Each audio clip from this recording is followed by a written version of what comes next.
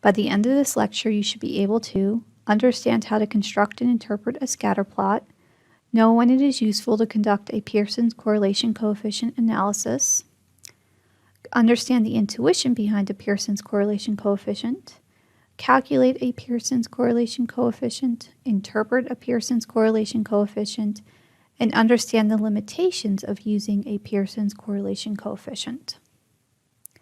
Consider the following hypothesis. As the GDP per capita of a country increases, net migration increases. In order to see if GDP per capita has a positive impact on net migration in the real world, I gathered data on GDP per capita and net migration in countries throughout the world. Net migration is simply the total number of people entering a country minus the total number of people leaving in a given year. I decided to plot this data on a scatter plot. With the scatter plot, you place the independent variable on the x-axis with the appropriate values. You place the dependent variable on the y-axis with the appropriate values. Then you plot the data on the graph. Each point will represent an individual observation's values for the independent and dependent variables. Using the hypothesis example, net migration was the dependent variable, so I place it on the y-axis. GDP per capita is the independent variable, so I place it on the x-axis. And I place dots on the graph for each individual observation. So for example, for this country here, they had a GDP per capita of about 80,000 and a net migration of about 0. Based on the scatter plot, it does appear that as GDP per capita increases, net migration increases. So, I have support for my hypothesis. But is the effect of the independent variable on the dependent variable large and consistent enough to indicate that the independent variable really has an impact on the dependent variable? We need to determine if the relationships we observe are large and consistent enough to confidently conclude that the independent variable has an impact on the dependent variable. One simple way to do this is with a correlation analysis. A correlation coefficient tells us the direction of the relationship between two variables. It tells us if, as one variable increases, the other variable increases, decreases, or stays the same. A correlation coefficient ranges from -1 to 1. Correlation coefficients close to -1 indicate a strong negative relationship between two variables. In other words, as one variable increases, the other variable tends to almost always decrease. Correlation coefficients close to 1 indicate a strong positive relationship between two variables. In other words, as one variable increases, the other variable tends to almost always increase as well. Correlation coefficients close to 0 indicate as one variable increases, the other variable does not change. This is how you calculate a correlation coefficient. The numerator is the sum of the product of each individual x observation minus the mean of x, and that value divided by the standard deviation of x, and each individual y observation minus the mean of y, and that value divided by the standard deviation of y. The denominator is the number of observations minus 1. What the correlation coefficient measures is whether each individual x observation deviates from its mean in a similar pattern to its corresponding y deviating from its mean. I created a series of graphs to demonstrate what this means substantively. Imagine you have a graph with 4 quadrants. In quadrant A, all observations are below the mean of x and above the mean of y. In quadrant B, all observations are above the mean of x and above the mean of y. In quadrant C, all observations are below the mean of x and below the mean of y.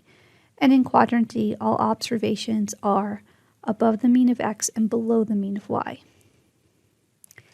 When there's a positive relationship between x and y, when an observation is below the mean of x, it is below the mean of y.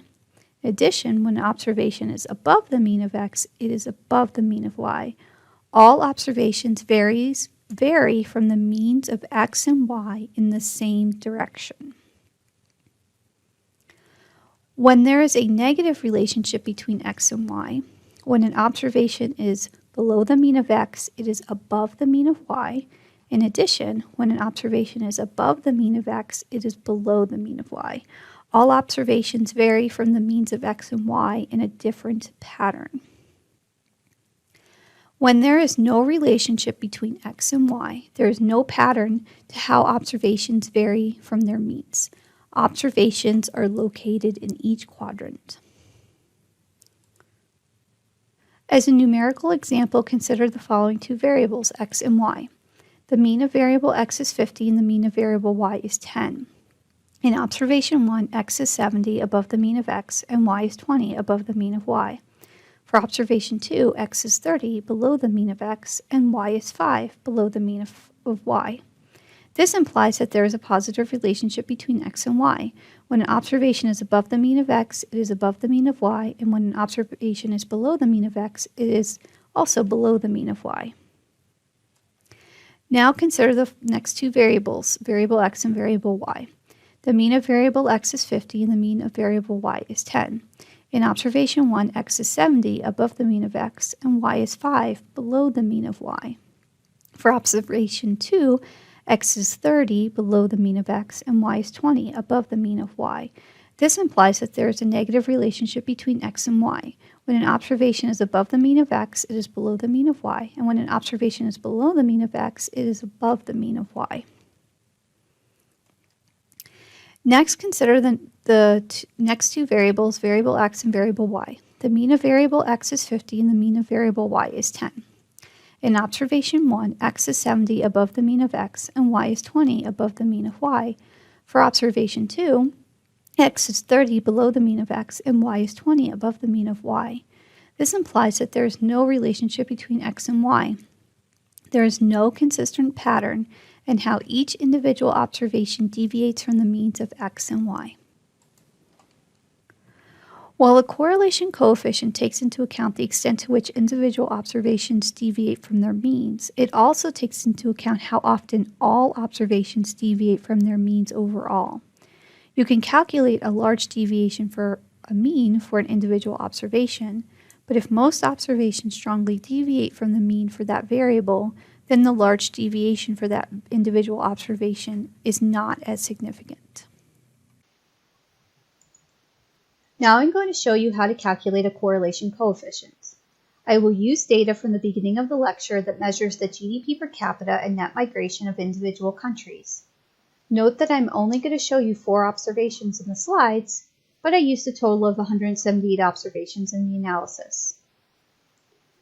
The first thing you do to calculate a correlation coefficient is calculate the mean of x and the mean of y. Just as a reminder, as with the rest of the calculations, I did this for all 178 observations. Next, you calculate the standard deviation of x and the standard deviation of y.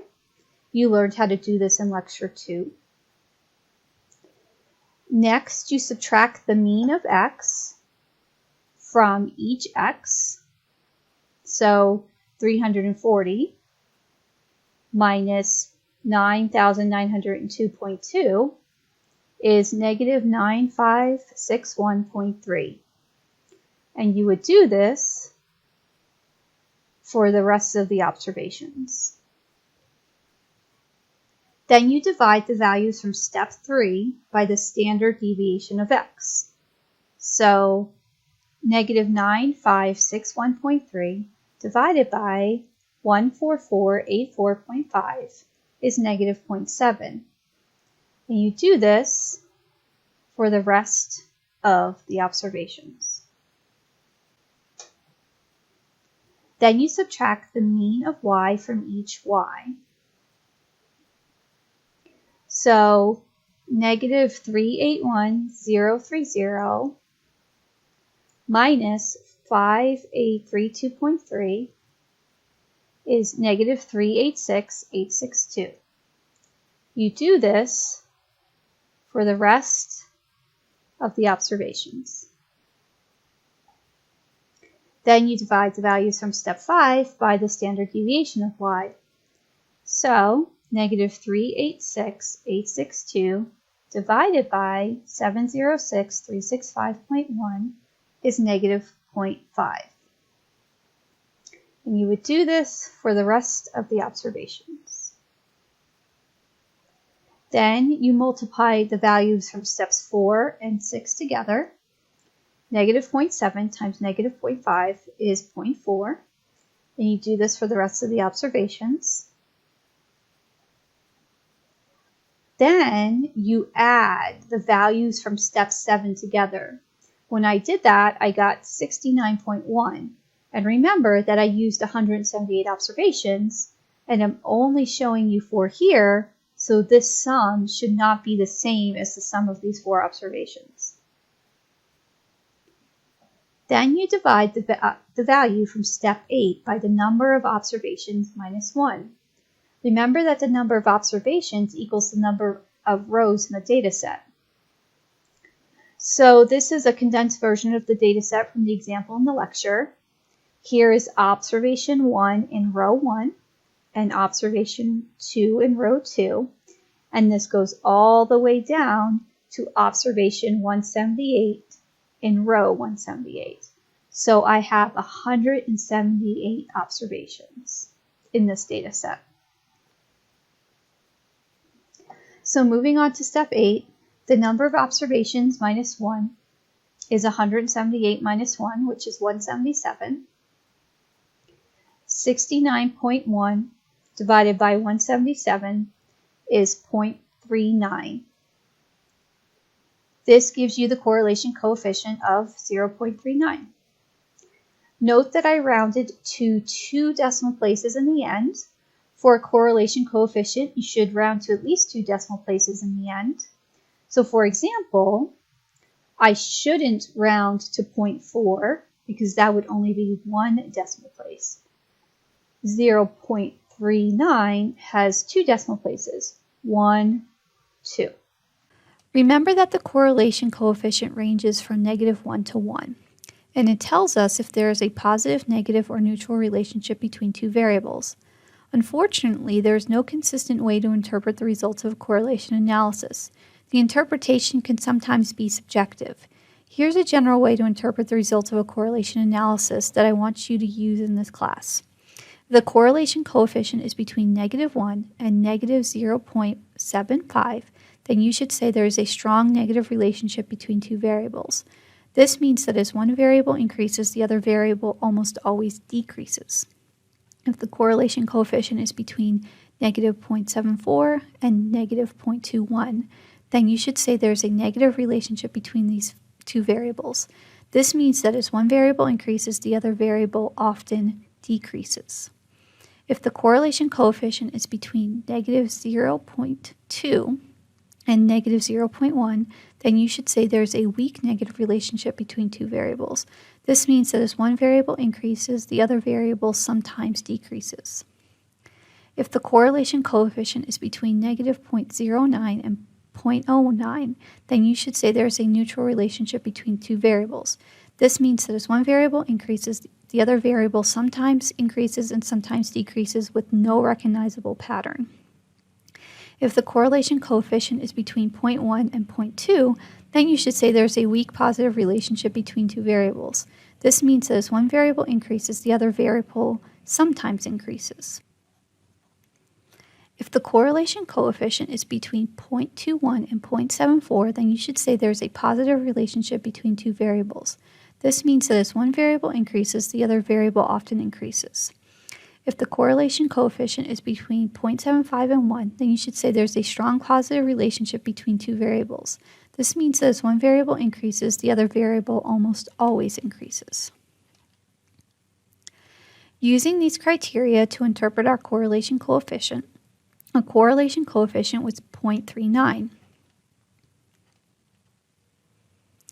That would suggest that there is a positive relationship between GDP per capita and net migration of a country. As GDP per capita increases, net migration often increases. Generally speaking, When an individual observation's GDP per capita is above its mean, net migration is also above its mean. And when GDP per capita is below the mean, net migration is also below the mean. However, the fact that it is only a positive relationship and not strongly positive means that some observations do not follow this pattern, like these observations in quadrant A. Next, I would like to discuss two problems with correlation coefficients. First, all of these relationships here between x and y have different patterns, but they have the same correlation coefficient. So a correlation coefficient can give you a general idea of the relationship between two variables, but it cannot tell you exactly what that relationship looks like. Second, correlation coefficients cannot tell you the specific relationship between an x and a y variable. They cannot tell you as x changes by 1, by how much does y change. That is what a regression analysis tells you, which is the subject of the next lecture in this course. And here I will leave you with some statistics humor.